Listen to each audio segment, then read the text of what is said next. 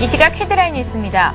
뉴욕 증시는 미국의 고용 지표가 악화된 충격으로 하락했습니다. 다우지수가 0.49% 하락했고 나스닥과 S&P 500 지수도 약박권에서 거래를 마쳤습니다.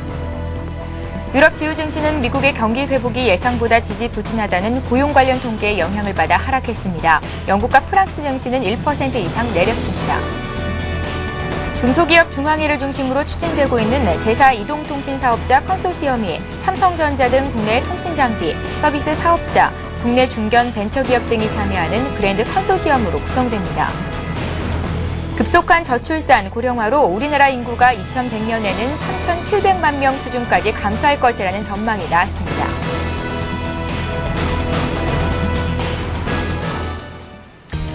시청자 여러분 안녕하십니까. 굿모닝 대박 예감 3부 시작합니다. 지난 주말에 마감됐던 뉴욕 증시와 전일 우리장 꼼꼼히 분석을 해보고 오늘장 실전 투자 전략자 드리는 시간인데요. 오늘의 대박 전략 역시 김성남 대표 그리고 정태근 전문가와 함께합니다. 안녕하세요. 네, 반갑습니다. 예. 자, 지난주 금요일이었죠. 코스피가 8거래일 만에 쉬어가는 모습을 보이기는 했는데 3주째 상승을 한 거고 이제 2200선 돌파를 눈앞에 둔 상황이 됐습니다. 외국인 투자자들이 8거래일째 주식을 사면서 한 2조 원가량 샀다고 하더라고요. 네네. 어떤 종목을 사고 팔았는지부터 정리를 부탁드립니다.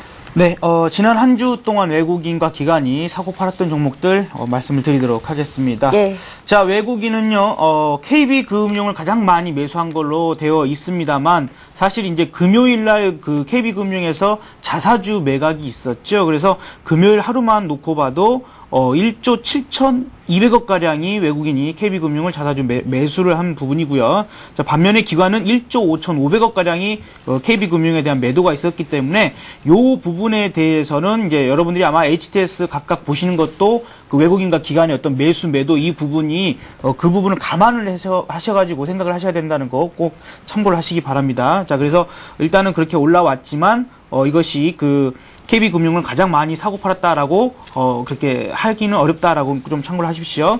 자, 그리고 두 번째부터 제대로 보시면 되겠습니다. 그래서 삼성전자 그리고 기아차, 코덱스 200 그리고 OCI에 대해서 일단은 외국인들은 매수를 했고요. 반면에 기관은 현대중공업 그리고 삼성전자는 같이 매수를 했습니다. 그리고 우리금융, S-오일, 코덱스 레버리지에 대해서 각각 매수를 하는 것이 일단은 둘 다 양매수다 그 지수가 상승하는 쪽에 조금은 더 무게를 두고 있다는 것을 참고할 수 있습니다. 예. 자, 반면에 매도한 종목들도 살펴보도록 하겠는데요. 자, 외국인은 LG 디스플레이를 가장 많이 지난 한 주 동안 매도를 했습니다. 자, 그리고 LG전자도 올라왔고요. 카프로, SK텔레콤, 두산인프라코 이런 쪽으로 일단은 매도가 나왔습니다. 뭐 SK텔레콤도 하이닉스 인수 관련된 부분 때문에 일단은 외국인들이 매도를 한 것으로 보여지고요. 자, 기관이 가장 많이 매도한 것 방금 말씀드린 대로 KB금융이 일단은 올라왔고요. 그 다음에 STX 조선해양, 코덱스 200, 하이닉스, SK이노베이션 순서대로 올라온 것을 볼 수가 있습니다. 예, 자, 이번에는 코스닥 쪽 정리를 하겠습니다. 코스닥 지수도 주간 기준으로 3주째 상승이었는데요. 지난주 금요일까지 8거래일 연속 상승이었고 지난주 금요일에는 개인들이 주식을 사 담으면서 주가를 끌어올렸었습니다. 특징주까지 함께 정리를 하겠습니다. 네, 외국인 쪽 같은 경우에 금액 기준으로 봤을 때 다음, 시젠, 성우하이텍 그리고 파라다이스, 덕산하이메탈 순으로 매수를 했고요. 예. 기관적으로 한번 살펴본다면 SFA, CJ 오쇼핑, 성광밴드, 퇴강, 네오위즈 게임즈 순으로 매수를 했습니다. 특히나 다음 같은 경우 지난주 금요일날 상당히 외국인 쪽에서 매수가 많이 들어왔었고요. 그러면서 또 급등하는 흐름을 보여주기도 했었습니다. 지난주 코스닥 시장 같은 경우에는 개인들의 매수로 인해서 8일 연속 상승 마감을 했습니다. 그래서 0.26% 상승한 496.82%를 기록을 하면서 어느덧 벌써 500선 회복에 대한 기대감이 또 무르익는 모습도 확인을 할 수가 있었습니다. 특징 테마와 특징 종목을 한번 살펴본다면 특징 테마 같은 경우에 서울시의회가 서울특별시 고령친화도시 구현을 위한 노인복지 기본조례안을 통과시켰다는 소식으로 바이오스페이스, 세운메디칼과 같은 노인복지 관련주들이 강세를 보였었고요. 특징주 같은 경우에는 태산 LCD가 지난해 매출 1조 2,535억 원을 기록을 하면서 벤처 1조 원 클럽에 가입했다는 소식에 또 상한가 마감을 하는 모습을 또 보여줬습니다. 예, 자, 이번에는 오늘 국내 증시에 영향을 미칠 만한 글로벌 증시 마감과 함께 특징이 되는 이슈들을 체크해보는 시간 갖겠습니다. 미국의 고용 지표가 악화된 것이 가장 큰 이슈가 아니었나 싶은데요. 미국의 6월 신규 일자리가 18,000개에 그치면서 9개월 만에 가장 적은 수준으로 떨어졌다라는 뉴스였습니다. 미국과 유럽 증시에도 영향을 줬었는데요. 증시 마감 소식도 함께 짚어보겠습니다. 지난주 금요일 같은 경우는 아무래도 고용 지표가 좀 최대 빅 이슈가 아닌가 한번 말씀드려보겠습니다. 유럽 증시 같은 경우에 그 상승 출발했습니다. 상승 출발했는데 전일 발표된 ADP 민간 고용 같은 경우에 예상치를 대폭 상회를 했던 모습을 확인하면서 그런 기대감으로 인해서 상승 출발했습니다. 그래서 계속해서 상승세를 유지하던 유럽 증시 계속해서 상승세가 유지됐었는데 장 중반에 그 미국의 비농업 부분 고용 지표가 발표가 되면서 하락 전환을 했습니다. 예상치보다 상당히 좋지 않게 나오면서 시장에 좀 충격이 됐었고요. 그러면서 조금 미국의 고용 지표가 부진한 것으로 발표가 되면서 투심이 상당히 또 악화가 되는 모습을 보여줬습니다. 그래서 일단은 그 유럽 증시를 봤을 때 업종별로 한번 살펴본다면 금융주 그리고 원자재주가 급락을 하면서 유럽 증시에 좀 하락세를 이끌었습니다. 그래서 업종별로 한번 살펴본다면 금융주 같은 경우에 조금 그 중점적으로 보고 싶습니다. 유럽 증시 같은 경우에 스트레스 테스트 결과 발표를 앞두고 심사 기준이 강화되면서 불합격 은행들이 좀 늘어나고 그리고 자본금 확충 시한이 9월 말로 촉박하다는 소식이 악재가 되면서 금융주는 상당히 큰 폭으로 조정을 받는 모습을 보여줬습니다. 그래서 스트레스 테스트에 관한 얘기를 조금 추가적으로 말씀을 드리자면 유럽은행들에 대한 스트레스 테스트 재무 건전성 평가라고 합니다. 그래서 15일날 발표가 되는데 유럽은행 감독청은 유럽 91개 은행에 대해서 스트레스 테스트 결과와 함께 이를 통과하거나 통과하지 못한 은행들에 대해서 적절한 지원책도 함께 발표할 것이라고 밝혔습니다. 그래서 은행들은 기본 자본율을 최소 5% 이상 보유를 해야 테스트에 통과를 할 수가 있고요. 그리고 신용도와 보유한 정부 부채 정도도 포함될 것이라고 밝혔습니다. 스트레스 테스트는 은행이 앞으로 발생할 수 있는 외부 충격에 얼마나 견딜 수 있는지를 측정하는 시험이라고 보시면 될 것 같고요. 그래서 환율, 금리 등 환율 그리고 금리와 같은 위험 요소를 변화시켜서 재무 구조나 실적에 미치는 영향을 측정하는 것이라고 보면 될 것 같습니다. 그래서 유럽의 그 이제 새로운 변수가 이제 스트레스 테스트 그리고 주말 또 이탈리아에 가는 얘기도 나왔었는데 그리스를 이제 벗어나서 이탈리아 그리고 스트레스 테스트도 한번 체크를 해봐야 될 것 같습니다. 다음은 이제 미국 증시로 넘어가서 조금 말씀 좀 드려보도록 하겠습니다. 유럽에 당연히 악재가 됐듯이 미국 증시도 고용 지표가 안 좋게 나오면서 좀 악재가 됐습니다. 그래서 하락 출발을 했고요. 개장 전에 발표된 6월 비농업 부분 고용이 예상보다 크게 저조하고 그리고 실업률도 예상을 벗어나면서 소폭 상승한 것이 악재가 됐습니다. 전일 발표된 ADP 민간 고용 지표가 좋게 나오면서 비농업 부분 고용 지표도 당연히 좋게 나올 것이라는 그런 기대감이 작용했었는데 그런 예상과 달리 안 좋게 나온 부분이 조금 악재라고 봐야 될 것 같습니다. 그러면서 상당히 미국 쪽도 마찬가지로 조금 투심이 악화되는 모습을 보여줬었고요.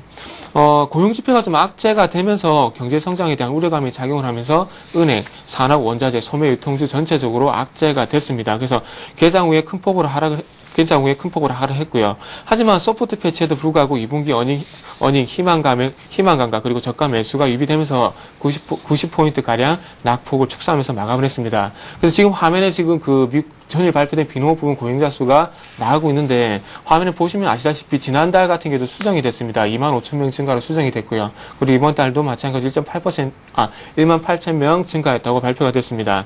그래서 9개월 내 최저 수준이고요. 그리고 예상치인 11만 명 내외를 큰 폭으로 하회하는 모습을 보여줬습니다. 그러니까 세부적으로 봤을 때 민간 부분에서는 57,000명 증가를 하면서 조금 ADP 민간 고용이 상회하는 예상치에 부합하는 모습을 보였지만 정부 부분 일자리에서 39,000개가 감소를 하면서 조금 충격이 됐습니다. 그래서 이유를 한번 살펴보니까 재정난에 시달리는 지방자치단체들이 감원을 계속하면서 정부 부분의 일자리가 23개월 연속 감소를 한 부분이 악재가 됐습니다. 그래서 최근에 그 정부 부채 문제라든지 그리고 지방의 그 부채도 상당히 문제가 되고 있는데 이런 그 일자리가 상당히 그 정부 부분에서 일자리가 늘어나지 않으면서 조금 충격이 됐다고 말씀드려야 될 것 같고요.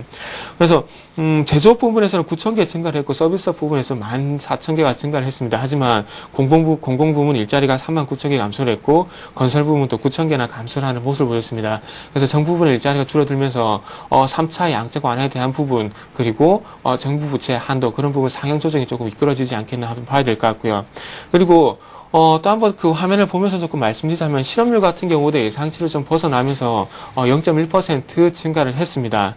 그래서 3개월 연속 상승하고 있는 수치고요. 그리고 예상치인 9.1%를 당연히 소폭 상회하는 모습을 보여줬습니다.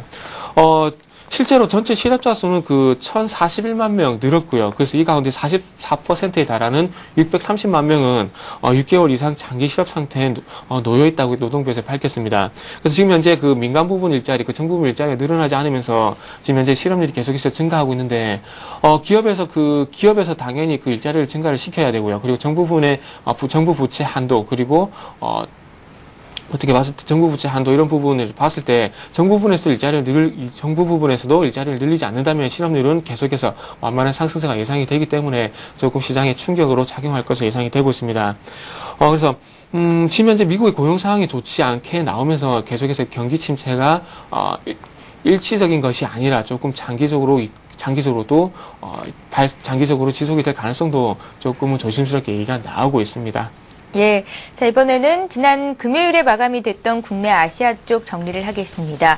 토요일날 발표가 됐었죠. 지난달 중국의 물가가 6%대로 치솟았다라는 발표였는데 이 지표를 확인해보고 가자라는 관망 심리에 아시아 증시 역시 큰 폭의 상승은 아니었고요. 그래도 대체로 상승세를 보였었습니다. 정리를 하겠습니다. 네, 6.4%나 좀 오르는 그런 정보 부분들이 좀 목표치가 4%대인데도 예. 그러니까 말입니다.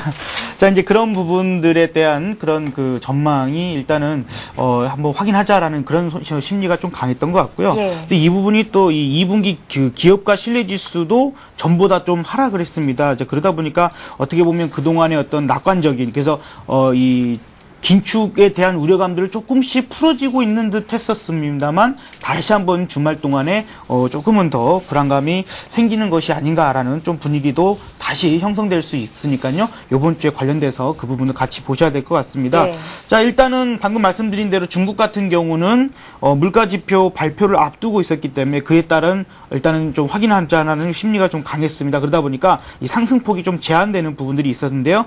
금요일 시장에서 0.13% 오른 2,797포인트 정도로 마감을 했습니다.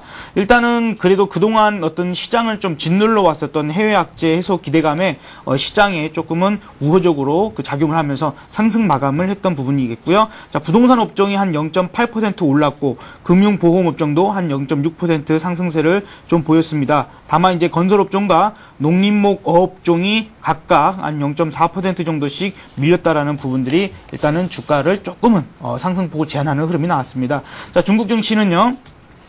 거의 일본 증시 같은 경우에도 이제 금요일 시장에서는 0.6%대의 상승을 보이면서 1,137엔 정도로 마감을 했는데요. 거의 대지진 이전 수준으로 빠르게 일단은 회복을 했습니다. 수출주들이 상당히 강세를 좀 보이는 부분들이 좀 나왔습니다. 이 도쿄 증시가 일단은 미국의 전 목요일 고용지표 호재에 따라서 오름세를 좀 보였던 부분인데요. 경상수지 흑자 규모가 일단은 3개월 연속 감소했다라는 발표에 이 일본 증시 역시 상승폭이 조금은 제한되는 그런 분위기였습니다. 업종별로는 부동산 업종이 1%가 넘는 상승을 보였고 서비스 업종 역시 1.79% 강세를 좀 보인 반면에 항공 운수 업종은 또 한 0.7%가량 하락하는 그러한 흐름이 좀 보였습니다. 전날 휘청거렸던 수출 업종이 엔화 약세에 힘입어서 금요일 같은 경우는 좀 상승세를 크게 보였는데요. 도요타 자동차가 1.32% 올랐고 그 다음에 캐논 같은 경우에도 1.82% 그리고 닛산 같은 경우에도 한 0.8% 오름세를 좀 보였습니다. 자, 정부의 내구성 진단 발표 때문에 그 전날 목요일날 하락폭이 컸었던 전력주들이 금요일 날은 한 2% 내외의 오름폭을 다시 기록하는 모양새도 보여줬습니다. 자, 대만 증시든 쉬어가는 흐름이 좀 다시 나왔는데요. 23.87포인트 그러니까 0.27포인트 정도 하락한 8,749포인트 정도로 장을 마감했고요. 홍콩 증시는 반대로 0.87% 상승한 22,726포인트 정도로 마감을 했습니다.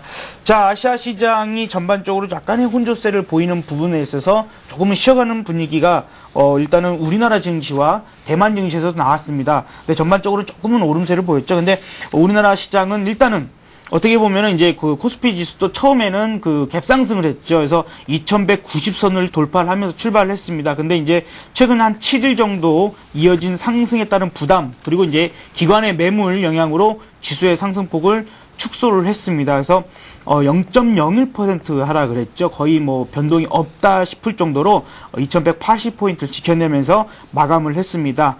일단은 외국인이 8일째 꾸준한 매수세를 좀 보였습니다.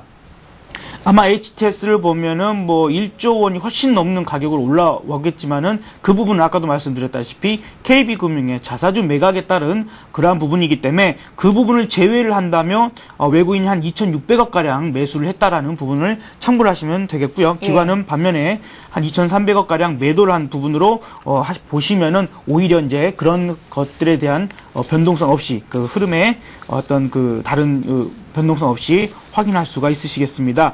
자, 그래서 업종별로 보면은 서비스, 철강, 비금속, 운수, 창고, 유통, 전기, 전자, 건설 업종들이 상승을 보였고요. 반면에 통신, 섬유, 보험, 은행들은 하락 마감하는 흐름을 보였습니다. 자, 코스닥 지수도 상승 출발을 했습니다. 그래서 기관과 외국인이 동반 매도를 했음에도 불구하고 개인이 340억 이상을 매수를 났으면서 일단 코스닥 시장은 8일째 상승 마감하는 흐름이 보여졌고요. 컴퓨터 서비스, 인터넷, 운송, IT 업종이 큰 폭으로 상승을 했고 종이 목재, 운수 장비, 소프트웨어 그리고 반도체 업종은 약세 흐름을 보였습니다. 자, 목요일 유가가 상승하는 흐름에 정유주들이 강세를 보였는데 GS, S-오일, SK이노베이션 정유들이 강세를 좀 보였죠. 자, 그리고 현대산업개발이 6%대 강세를 보였습니다. 이 부분이 시공능력 평가 10위 안에 드는 대형 건설사들이 이 올해 상반기 아파트 분양 실적에서 이 현대산업개발이 독보적으로 1위에 올랐다라는 소식에 일단은 강세를 좀 보였고요. 현대글로비스가 이 기아차와 현대 실적에 급상승 효과에 힘입어서 그 2분기에도 사상 최대 실적이 전망된다라는 소식에 강세를 보였습니다. 동양생명이 7%가 넘는 그 상승세를 보였습니다만 이 부분도 KB금융이 자사주를 매각을 하면서 자금을 확보되면서 아마 그 보험사의 인수를 할 것이다라는 이러한 소식 때문에 유일하게 상장되어 있는 이 동양생명에 따른 이 매수에 대한 그러한 부분들이 제기가 되면서 급등하는 흐름이 보여졌고요. 마지막으로 강원랜드 같은 경우에도 한 5% 가까운 상승세를 보였는데 이 평창 동계올림픽 수혜주로서 어떤 그 주변 인프라를 개선될 것이다라는 그 기대감에 영업 확장에 도움이 될 것이라는 강세를 보였습니다. 이 부분 때문에 저 역시도 그 대우웨이라는 종목 철도주를 좀 추천을 드린 부분이 있는데 아마 이 철도주 관련된 부분들이 금요일 강세를 보인 것도 이러한 흐름과 같이 맞물리는 부분이 있으니까 좀 참고를 하시기 바랍니다. 예, 이상으로 지난 장까지 자세히 정리를 해봤고요. 두 분의 구체적인 투자 전략을 듣기에 앞서서 지금 시각이 8시 18분을 막 넘어가고 있는데요. 오늘 각 증권사들은 어떤 리포트들을 내놓고 있는지 여의도 리포트 내용 살펴보고 가겠습니다.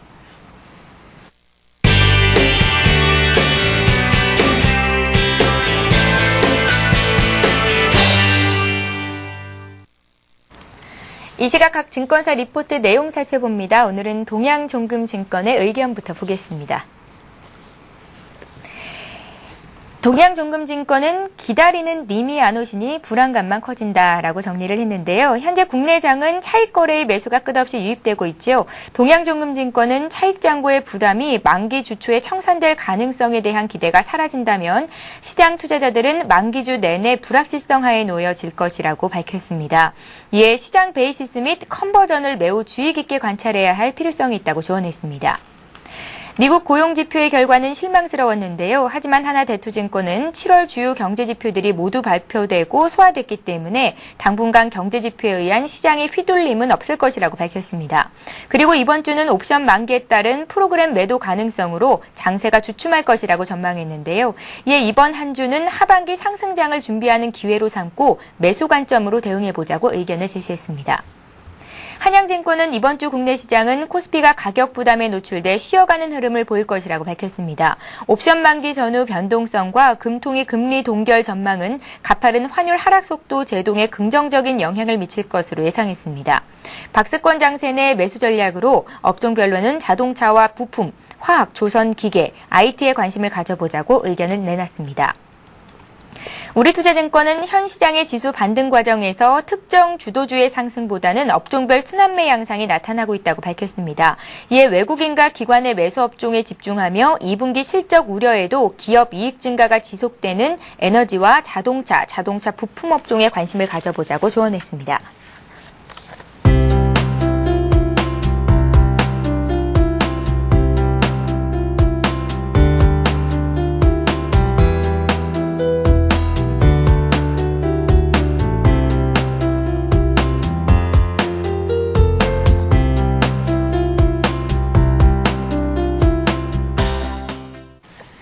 네, 오늘은 신영증권으로 가보겠습니다. 청담지점의 정광익 대리 전화 연결을 해보죠. 안녕하세요. 예, 안녕하세요. 예, 신영증권은 최근 저평가 스타일이 대세인 이유라고 정리를 하셨는데요. 저평가 종목들이 많은데 상승을 좀처럼 하지 못하고 있습니다. 이유에 대해서도 설명을 해주시는 건가요? 예, 맞습니다. 예. 그러니까 최근 코스피 반등은 패자의 반란이며 저평가 컨셉에 주목하자는 주제로 오늘 저희 리포트를 좀 말씀 좀 드리겠습니다. 최근 반등은 미국 경기 및 그리스 부채 우려가 주된 요인이 되면서 나타낸 현상으로서 안도랠리의 특성이 좀 강했다고 볼 수 있습니다. 즉 한마디로 말하면 시장의 균형 맞추기 정도였다고 말씀드릴 수 있을 것 같은데요. 국내 전체적인 이익 및 매크로 모멘텀이 부재한 가운데 대형주보다는 중형주, 그리고 이격도 상위 종목보다는 이격도 하위 종목, 그리고 이익 모멘텀 상위보다는 하위 스타일이 시장 상승에 기여한 정도가 좀 더 컸습니다. 낮은 PER, 그리고 PR 낙폭 과대 등 밸류에이션 팩터는 중장기적으로 관심을 가질 스타일은 아닙니다. 하지만 최근과 같이 이익 및 매크로 모멘텀이 부재하지만 위험 선호도가 높아지고 그리고 증시 제반 여건이 우호적인 시기에는 밸류에이션 매력이 부각되는 스타일은 좀 눈여겨볼 필요가 있습니다. 위험 선호도가 추세를 이탈할 정도로 강하거나 2분기 실적이 생각보다 높지 않다면 당분간 매크로 이익 측면에서 모멘텀이 나타나기는 좀 어려운 시점이라고 보고 있습니다. 결국 시장은 당분간 강력한 모멘텀 없이 흘러갈 가능성이 높은데 이 시기에는 밸류에이션 팩터의 중요성이 부각됩니다. 일반적으로 주식시장에서 모멘텀 종목에 대한은 저평가 종목이라고 말을 하기 때문입니다.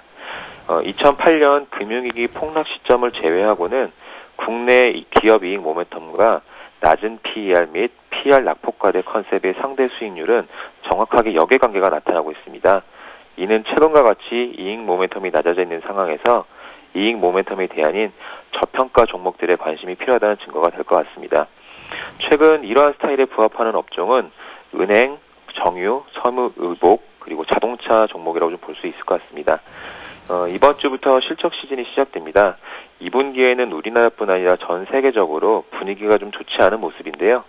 물가 상승세가 완화되고 있지만 미국 경기 회복 속도는 빠르지 않고 이에 따라서 글로벌 에너지 업종의 이익이 하향 조정되는 것을 상쇄하기가 좀 힘들고요. 그리고 글로벌 IT 및 금융 업종의 이익 역시 하향 조정되면서 매크로상 좋아야 할 업종의 이익 모멘텀도 기대하기가 좀 어려울 것 같습니다. 결국 2분기 실적 시즌은 우려가 크기 때문에 앞으로 컨센서스 변화에 따라 주가의 민감도 역시 커질 것으로 보입니다. 현재 시점에서 이익이 하향되는 종목에는 각별한 주의가 필요하고 반대로 실적이 향상 조정되는 소식이 들려오는 종목에 대해서는 관심을 가질 필요가 있습니다.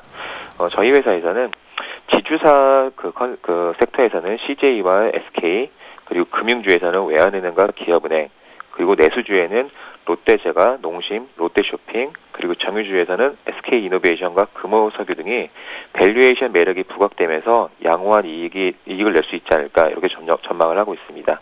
예, 이상입니다. 예, 상승 모멘텀이 없는데 이제는 기업의 가치를 봐야 한다. 낮은 PER 종목들 보자 하시면서 은행, 점유, 섬유의복, 자동차 업종까지 종목도 짚어주셨는데요. 앞으로 흐름 잘 살펴보겠습니다. 신영증권 의견이었습니다. 고맙습니다. 감사합니다. 예, 청담지점의 정광익 대리와 함께했습니다.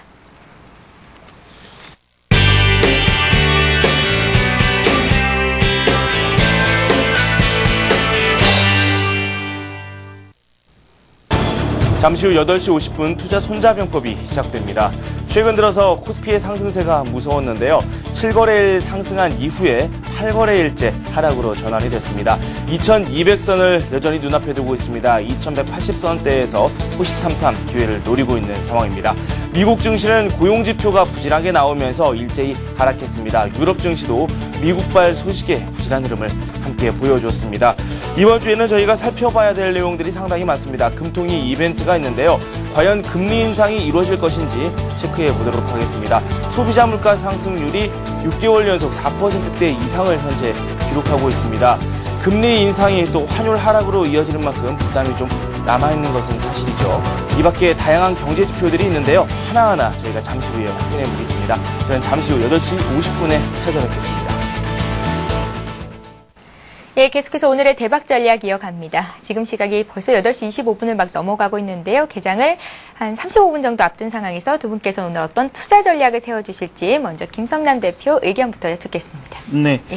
자, 일단은 금요일 아침에 이제 그런 부분을 좀 말씀드렸죠. 좀 쉬어가는 구간이 좀 나올 것 같다라고 말씀드렸던 이유가 일단은 미국장 자체가 더 올라가기가 조금 부담스러운 자리에 왔다라는 부분들을 말씀드리면서 그동안에 조금 뭔가가 억지스럽게 올라왔다라는 좀 느낌을 지울 수 없다라는 말씀까지 드렸었죠. 이제 그것이 어떻게 보면은 고용지표, 그러니까 다른 것들은 좋은 게 별로 없는데 고용지표가 좋게 나올 거야 하면서 기대감에 억지로 올려놨었거든요. 근데 그렇다면은 이제 물론 고용지표가 그렇게 나올 줄은 저도 뭐 몰랐던 부분입니다만은 기대감에 미리 올려놨다라면 항상 우리 주식시장에서 그렇지 않습니까? 그래서 막상 발표가 딱 하기 나오면 막상 좋게 나왔다 하더라도 오히려 미국 시장은 그랬다 하더라도 쉬어갈 확률이 높았습니다. 그런 부분 때문에 일단은 금요일 날은 좀 쉬는 관망을 좀 말씀드렸던 부분이고, 자, 이제 그런 부분들이 오히려 좋지 않게 나왔습니다. 근데 또 그러니까는 또 그러면 이제 경기 부양책을 또 뭘 써야 되지 않냐 이러고 있어요. 그래서 뭔가가 지금 어떤 이슈가 있을 때마다 지금 해석을 이렇게 하냐 저렇게 하냐에 따라서 너무 그 투자 심리가 왔다 갔다 하는 부분들이 계속해서 나타나고 있습니다. 그래서 어떤 이번 주에 나름대로 그 중요한 이벤트들도 상당히 많고 우리나라 시장에도 많죠. 그래서 이거에 따라서 이번 주는 조금은 변동성이 상당히 큰 장세가 좀 이어질 것으로 생각이 듭니다. 지난주에 일방적으로 사실 올라왔지 않습니까? 이제 그런 것에 따른 기대 심리나 이런 것들이 상당히 높아져 있고요. 전문가들이나 증권사나 이렇게 너무 기대 심리에 이제 정부 좀 무조건 뚫고 올라간다고 막 이렇게 얘기를 하고 있는데 그런 부분에 대해서는 오히려 시장 시각이 갑자기 바뀐 것에 대해서도 조금은 경계를 할 필요가 있다라고 좀 생각이 듭니다. 예. 자, 그래서 지금 상황에서 어찌됐건 외국인들이 돈의 힘으로 끌어올려놓은 상황이기 때문에 외국인이 계속해서 사느냐 이것이 일단은 중요하겠죠. 그래서 그 부분에 대해서 좀 확인을 하고요. 이번 주에 뭐 어쨌건 옵션 만기도 있고 금통위 뭐 금리 결정도 있습니다만 이런 것들에 따라서 변동성은 상당히 클 것이라는 것을 좀 감안을 하고 염두를 하자. 다만 어쨌건 시장에서는 일단은 이미 바닥은 확인을 한 것으로 확인하고 있기 때문에 오히려 이제 밀린다라면 밀릴 때 어떤 매수를 할 수 있는 그 마인드를 갖자라고 지지난주부터 말씀드렸지 않습니까? 근데 그런 조정이 거의 없이 올라오다 보니까 아마 매수 기회를 못 가지셨다라면 이번 이 조정이 만약에 왔을 때에 뭐 오늘 바로 당장은 아닐 것 같아요. 매수 기회가. 그래서 그런 부분들을 일단은 한 목요일 정도까지 보시면서 점차적으로 매수를 하는 전략을 이번 주는 좀 가져가시는 게 좋을 것 같습니다. 그래서 노상 계속 말씀드린 대로 그동안 자동차나 자동차 부품 물론 많이 올라왔습니다만 기아차, 현대차 실적 발표가 이번 달 말이죠. 말일날 목요일과 금요일날 있기 때문에 그 부분에 따라서 거기 흐름까지 그 이전에 아주 급락이 나오는 부분까지는 아니지 않을까. 기대감이 실적 기대감이 살아있지 않을까 하기 때문에 자동차 부품 쪽은 여전히 보셔도 좋을 것 같고요. 화학 그리고 건설 쭉 계속해서 상승세 보이고 있습니다. 좋죠. 그리고 조선, IT 쪽. 근데 이제 금융 같은 경우는 보험주가 금요일날 좀 크게 조금 꺾이는 흐름이 좀 나왔기 때문에 약간은 조심하는 것도 좋겠다라고 말씀을 드리도록 하겠습니다. 예, 지속된 상승으로 종목 살 기회가 없었던 분들에게 어떻게 보면 이번 주가 기회가 될 수 있겠다라는 의견이셨는데요. 이번에는 정태근 전문가 의견 여쭙겠습니다. 네. 저도 이번 주 전체적으로 좀 말씀드려 보겠습니다. 예. 조금 옵션 많기 때문에 변동성이 좀 크지 않겠나 예상을 하고 있는데, 지수 밴드를 조금은 확대를 좀 했습니다. 2150포인트에서 2220포인트까지 좀 확대를 했는데, 제가 생각할 때 조정을 받는 다음에 2150포인트까지 좀 나오지 않겠나 이렇게 예상을 하고 있습니다. 그리고 당연히 위쪽으로는 전고점 부분에 대응하는 것이 좀 좋을 것 같고요.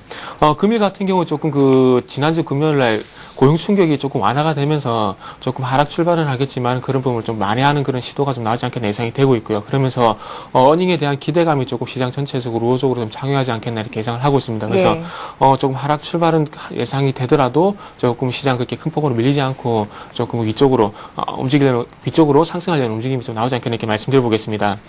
그래서 화면을 좀 보면서 말씀드린다면 이번 주 발표될 경제지표에 대해서 조금 말씀 좀 드려보도록 하겠습니다. 이번 주 같은 경우에는 12일 날 5월 무역 수지가 발표되고요. 그리고 FOMC 회의록이 공개가 됩니다. 그 13일에는 수입 물가, 특히나 그 13일 날 발표된 연방정부 재정 수지에 대해서 조금 중요성을 말씀드리고 싶은데 지금 현재 그 오바마 정부와 그리고 의회에서 정부 부채 한도에 대한 내기를 계속해서 논의를 하고 있습니다. 그래서 연방정부 재정 수지가 조금 악화가 된다면은 조금 부채를 상향할 수 있는 여건이 마련되지 않겠나 예상을 하고 있습니다. 그래서 좀 봐야 될 것 같고요.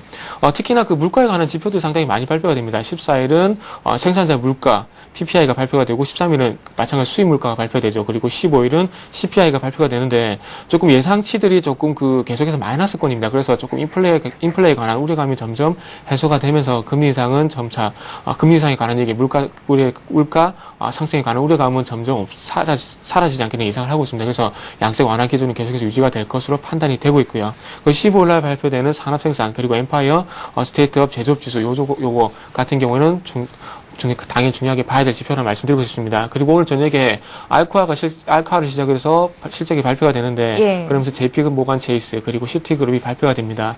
알코아 같은 경우에 그 1분기 때 3억 800만 달러 그리고 주당 순이익이 28센트였습니다. 그래서 요거보다 개선이 되는지가 좀 관건일 것 같습니다. 다음은 업종으로 넘어와서 조금 말씀드리자면 여전히 철강, 건설, IT, 자동차는 유효하다고 말씀드리고 싶습니다. 그래서 종목주 세부적으로 말씀드리자면 철강 같은 경우는 포스코, 현대제철 말씀드리고 싶고요. 그리고 건설 같은 경우에는 현대건설, 대림산업 말씀드리고 싶고 IT 같은 경우에는 삼성 SDI 그리고 자동차 같은 경우는 당연히 현대차, 기아차 그리고 그와 관련된 자동차 부품주들도 한번 보시는 게 좋을 것 같습니다. 그래서 마지막으로 그 관심 종목만 말씀드린다면 NC소프트, CJ제일제당 그리고 하나케미칼 한번 보시라고 말씀드려보겠습니다. 외국인의 수급 그리고 기금 특히나 기관의 수급이 좋은 종목들이기 때문에 한번 체크해 보시는 것도 좋을 것 같습니다. 예, 자, 이렇게 해서 투자 전략 잡았고요. 이번에는 관심 종목 듣겠습니다. 김선환 대표님부터 오늘 어떤 종목 보시는지 들어보죠. 네, 예전에 한번 추천을 드렸던 종목인데요. 해인을 다시 한번 말씀을 드리도록 하겠습니다. 자, 이제 히토류 관련주라는 것만 좀 확인을 하시면 좋을 것 같고요. 어쨌건 우리나라에서도 히토류에 대한 자금률을 좀 확대할 전망에 있기 때문에 관련주들에 대해서 관심을 지속적으로 가져보시는 게 좋겠습니다. 자, 해인에 대한 주가 차트 흐름을 좀 보여드리도록 하겠는데요. 자, 이날 설명을 한번 추천을 드렸었죠. 요 아래쪽에서 추천을 드리고 나서 이제 단기 급등이 나왔습니다. 그래서 목표가에 이미 한번 도달을 했고 그 이후에 지금 눌림을 주고 있는데 그 눌림의 구간도 상당히 조정을 잘 받고 있습니다. 지속적으로 지금 거래를 줄이면서 조정을 받고 있고 아래쪽으로 6,400원에 대한 손절매를 한번 드렸었는데 6,400원을 종가상으로 이탈하지 않고 있어요. 어떻게든 좀 지켜내는 흐름이 나오고 있기 때문에 상당히 긍정적이라고 좀 볼 수 있을 것 같습니다. 자, 그리고 이제 금요일 시장에서 일정권 양봉을 좀 만들어낸 것이 지금부터 좀 다시 한번 상승이 가능하다라고 좀 보여지고요. 자, 그래서 매수가는 시초가부터 해서 시가 아래로 조금씩 분할적으로 매수를 해보시고요.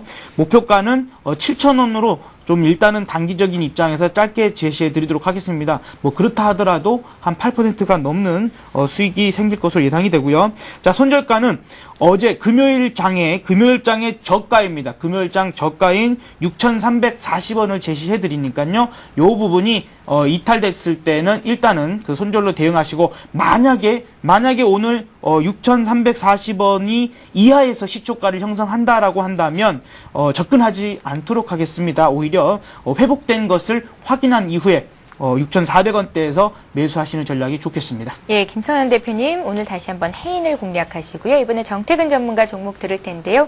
단기 대응하실 분들은 따라서 사셔도 되는데 중요한 건 손절가를 잘 지키는 거겠죠. 정태근 전문가 오늘 종목 말씀해 주시죠. 네, 오늘 가지고 나온 종목은 다인텍입니다. 지난주 같은 경우 조금 부진했었는데 이번 주 조금 만회를 좀 해보도록 하겠습니다. 다인텍 같은 경우에 비메모리, 반도체, 설계 제작, 그리고 시스템 온칩, 설계 전문 기업입니다. 그래서 방금 말씀드렸듯이 IT 부품주라고 보시면 될 것 같고요. 그래서 이 종목 같은 게 단기이기 때문에 바로 차트로 넘어가서 대응 포인트 한번 잡아보도록 하겠습니다. 지금 현재 요 종목 같은 경우 특징적인 부분이 화면에 지금 현재 나가겠지만은 원형 바닥을 지금 현재 만들어 가고 있는 종목입니다. 그래서 지금 현재 보시면은 지금 현재 원형 바닥에 그 오른쪽 끝 무렵에 오면서 지금 현재 최근에 와서 거래량이 조금씩 발생을 하면서 위쪽으로 상승하려는 움직임이 나와주고 있습니다. 그래서 조금 충분히 관심을 가져볼 만한 구간이라 말씀드리고 싶고요. 그리고 지금 현재 그 4월, 7월, 5일 같은 경우에 그 상한가에 진입하고 난 뒤에 한 3일 정도 쉬었습니다. 그리고 금요일도 상당히 상승폭이 있었고요. 그래서 매수가를 2,600원에서 2,650원에 설정해드리고 싶고요. 그 손절가는 마찬가지 5일선에 설정해드리고 싶습니다. 그리고 목표가는 항상 매수가 대비 5% 정도 잡고 있는데 목표가는 2,750원 정도 설정해드리도록 하겠습니다. 예, 자, 한 주를 시작하는 월요일장입니다. 시청자 여러분들 위해서 마지막으로 한 말씀 정리해 주십시오. 자, 일단은 이번 주 아까 말씀드린 대로 조정과 또 변동성이 있을 수 있습니다. 그 변동성을 이용을 해서 이번 주 매수의 기회를 노려보자. 오늘 이렇게 말씀드리도록 하겠습니다. 예, 정태근 전문가도 한 말씀 주시죠. 예, 저는 여전히 대변수 확인이 필요하다고 말씀드리고 싶습니다. 예. 유럽 같은 경우 스트레스 테스트 그리고 미국 같은 경우 물가지수가 계속해서 발표가 되는데 그런 부분들이 계속해서 우리 시장에 영향을 미칠 것 같습니다. 그래서 이 부분 확인 좀 하셨으면 좋겠습니다. 예, 오늘의 대박 전략 역시 김성남 대표, 정태근 전문가와 함께했습니다. 고맙습니다. 감사합니다. 감사합니다. 굿모닝 대박 예감 3부 여기서 마칩니다. 저희는 내일 오전 5시 59분에 다시 오겠습니다. 시청해주신 여러분 고맙습니다.